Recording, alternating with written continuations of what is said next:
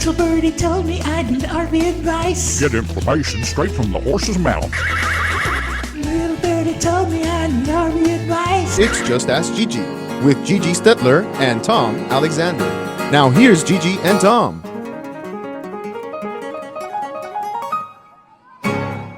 Hi, everybody, and welcome to Just Ask Gigi. My name is Tom Alexander, and of course, as always, I am joined by the one, the only.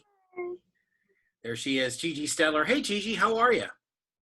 Well, I'm better than yesterday. I'm sure you heard about my yesterday's situation. Yeah. Oof, man, you had a day yesterday. How's How's everybody doing? So it just crazy. So Yuki, my poor The pup. company mascot and your lovely dog, Yuki.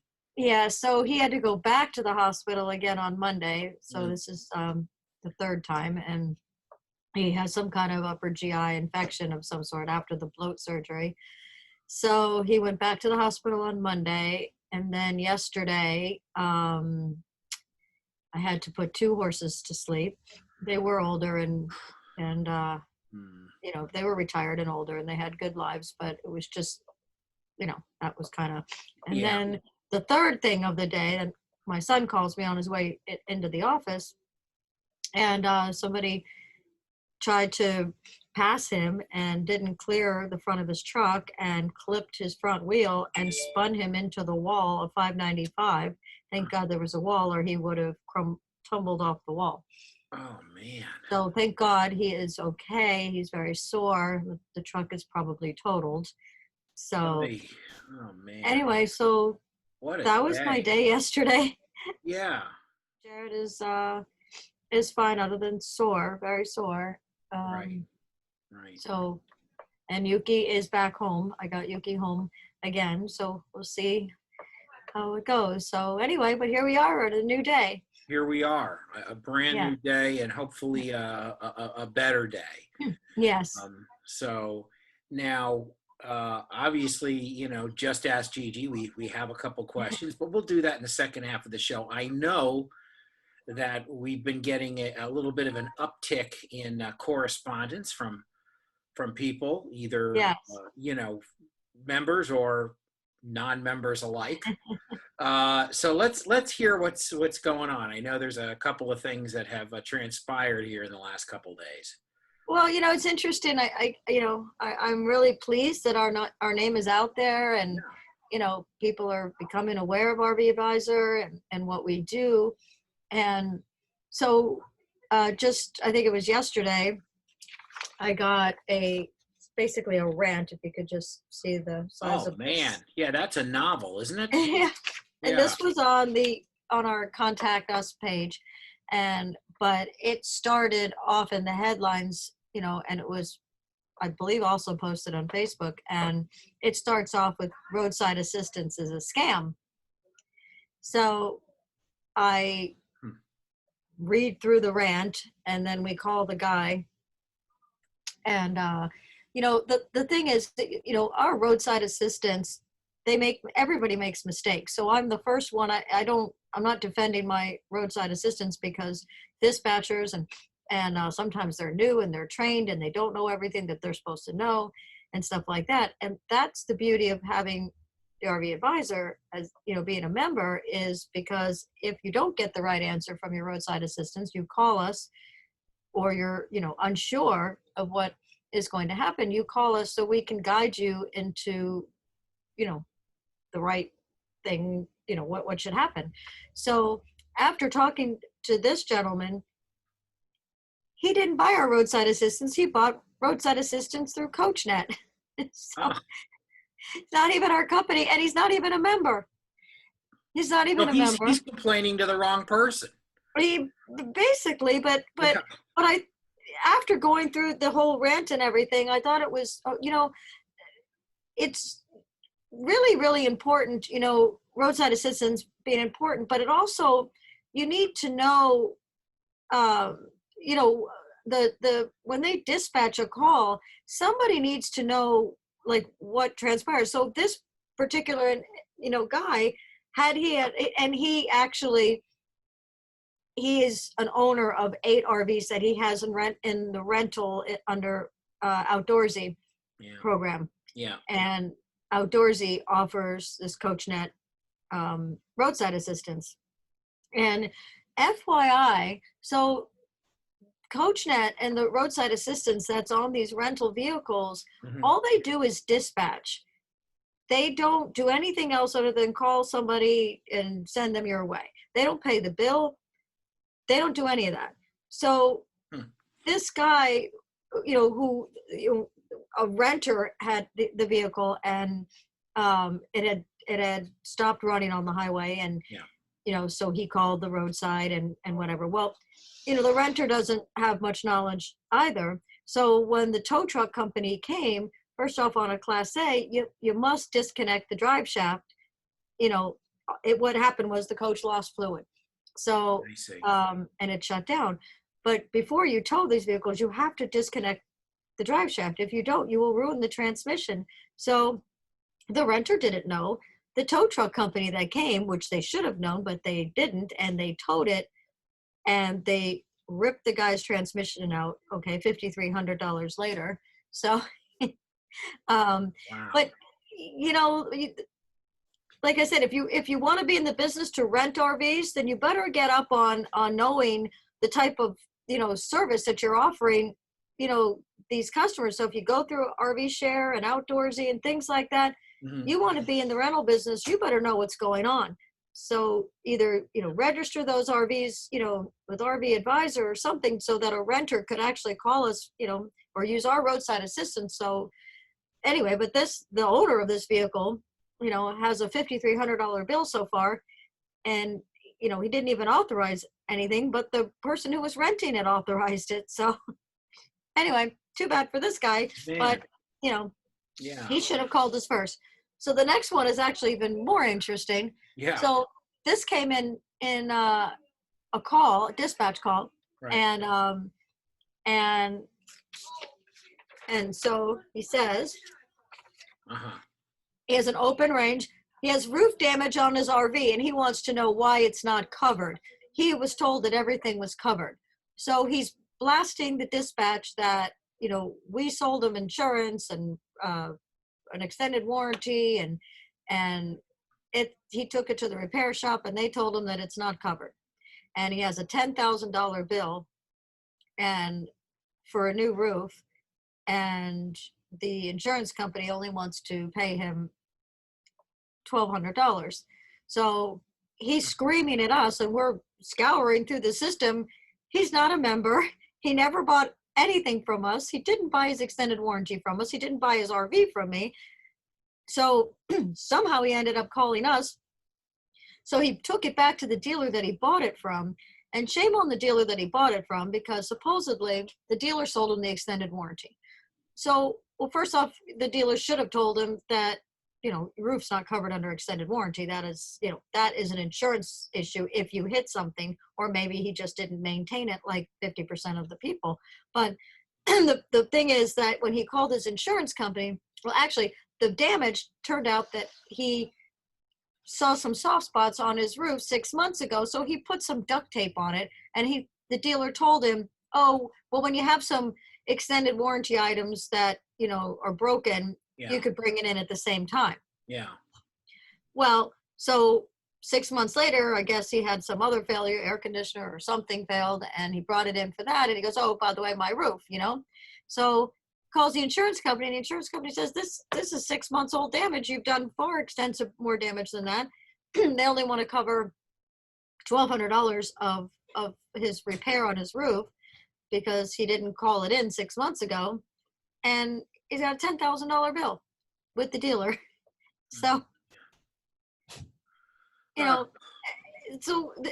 people they're just not getting the right information. Yeah. So he says the dealer gave him our phone number, which I have no idea why he would give him our phone number, because, he's not a member, but I think the guy just got mixed up, and maybe he saw one of our ads or something. But anyway, it just, this is buyer beware. Okay. Yeah. Both of these situations would have, that's what we're here for.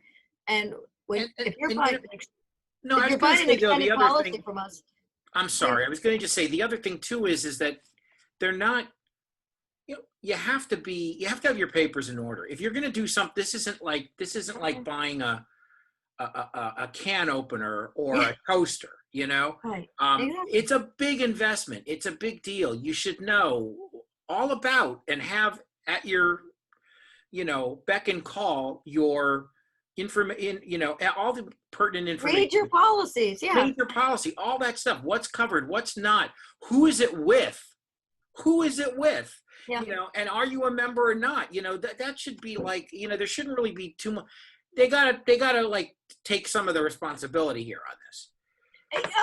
And this is my point. Like, these two among, I don't know, we had like 5 or 6 other random situations, but this is total customer responsibility. But like you said, like they, I mean, but to call and rant and post on our Facebook page, and about roadside assistance is a scam. We don't sell CoachNet, but he's renting out his vehicle, so you need to have some knowledge if you want to be in the rental business. You're taking business away from dealers that have been doing it for a long time. You're a private individual wanting to rent out RVs and make money. Okay, but do your homework. Do your homework. Absolutely. Do your homework, and you want to be in business, then you better suck it up and learn how to do business. Yeah. But the other guy, and when we sell a policy, an extended warranty policy, we go over that policy and we are very, very clear that it does not cover maintenance. It does not cover your roof. It does not cover awning fabric. If your awning blows away in the wind, that's not your extended warranty. That's your insurance. Those are the things. So we tell you, but if you were a member and a situation happened, we would tell you which policy, covers what damage that you have. Exactly. So, that's what we're here for. Right. So any event, that was kind of the beginning of the week stuff. Wow. And it's only Wednesday. So, Yeah. More to come, right? Yeah. We hope some of it'll be good. Anyway, you're watching Just Ask Gigi. She's Gigi Settler. I'm Tom Alexander, and we will be back with your questions right after these words. Back in a moment. Awesome.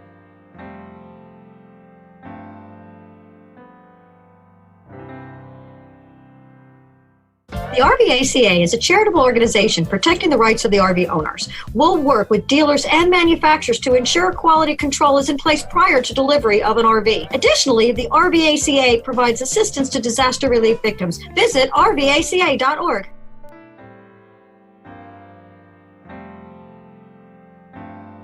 We are back on Just Ask Gigi along with Gigi Stetler. I'm Tom Alexander, and we got a couple questions, Gigi, on this program that's called Just Ask Gigi. So we got one from Joe here, and Joe asks, any tires you prefer? That's interesting. I don't think we've had that question before. What are good tires that you like or you recommend? Well, number one, I don't recommend Chinese manufactured tires. So, and you have to look very, very, very close to see if they're made in China or USA, and are usually sometimes stamped on the inside of the tire. Oh, I see. Okay. I do like Michelin's, but the most important thing is the load range. So depending on the weight, the weight of the trailer. So whether you need E's, F's, G's, and if you look that up, it'll tell you on the load range on what those letters stand for. But it's more about the load range. Carlisle is a good tire. Michelin's a good tire. But most importantly, try to get the proper load range for the weight that you're carrying. Add another 1,500 pounds to whatever the dry weight of your camper is, and then try to be within that range. It'll tell you like F's are good for this amount of weight, G's are for that amount, and E's are, so on and so forth. G's are probably the best tires, but that's for a heavy trailer. Right. But that's probably more important than the brand of the tire. Are there tires that are specifically made? I'm not talking about existing companies that we all know, like you said, Michelin and stuff. But is there a brand that is strictly made for RVs, just like a company that only makes RV tires, or No. so they all do tires for all vehicles? All Right, and like on big motorhomes, they're usually truck tires, so they're usually tires that are also, you know, on semis and stuff. So, Gotcha. you know, all with the right tire size, but never change the tire size for what's recommended from the manufacturer. Yeah. Only the What's recommended? yeah, the size as far as what's recommended. Don't change the lug nut pattern. Don't change the tire size. If it comes with a 15, don't try to put 16s on it. You know, and so on and so forth. Makes You won't have enough clearance. Your axles aren't rated for that. So, but you can change the letter, which is the quality of the tire and the load range of the tire. Gotcha. Very interesting. Okay, a good question from Joe. We got one more from Sue. And yeah, we were just talking about this actually offline before we came on, and you had just had lunch. So the question is, what are some of the best take-along foods for the road that you like? Oh boy. Yeah. So Well, what does Gigi bring when she hits the road? oh boy. Today, now, or back, you know, when I was younger Well, and the skinnier? question's not specific to a timeline, but you know, I guess for anybody doing it now, like what are some good things to take along? I'm guessing probably from the question, maybe some non-perishables, you know, things that are really good. No, I mean, Or perishable. When I did road trips, I loved making sandwiches. I remember either my son or ex-husband at the time, my son, in the last time we took a trip, we were in North Carolina, and he'd be driving, and I would make sandwiches. So, you know, and I'd get all like prepackaged from the deli, the roast beefs, the cheese, and, you know, stuff like that. Love that for during the day. But one trick that I've learned, you know, because, you know, sometimes if you're going on a long haul and you don't want to put on extra calories in the bucket, you know, find the snacks that take the longest to eat. Like pistachios. Oh yeah. You know, I mean, it takes a little work. If you sit there with a bag of chips, that takes no exercise, you know, to take a chip out of the bag, you know, you're going to go through a lot of chips. Yes. But, that happens a lot around here. But yeah, especially during when we were all in lockdown. Pandemical, the chips will move fast. Yes, but pistachios and any kind of peanuts, boiled peanuts, all of those snacks are like the absolute best. Still eat shrimp. Yeah, exactly. You know, you got a freezer. That's a good, anything that takes a little bit of work to sunflower seeds, just all of those things. I used to have a pile of, I'm a salt freak, so I would suck all the salt off of it first, and I'd put those in a pile, and I would do all the salt, and then I would go back and then crack them open and take the seeds out. So yeah.